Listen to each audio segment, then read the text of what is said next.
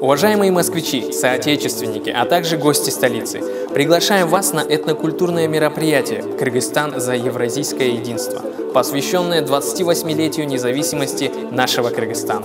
31 августа, ровно в 11:00, мы вас ждем на центральной площади музея-заповедника Кузьминки-Люблино, где вы можете посетить кыргызский дворик с юртами, выставочную площадку традиционных изделий, а также попробовать деликатесы национальной кухни.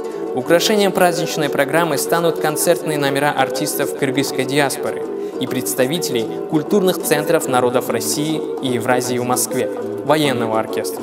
Кроме того, вы сможете увидеть показательные выступления по волейболу, курёш и ордо. А для юных гостей мы приготовили увлекательные мастер-классы и игры. Мероприятие организовывает посольство Кыргызстана в России совместно с общественными организациями кыргызской диаспоры в Москве. Приходите, будет интересно.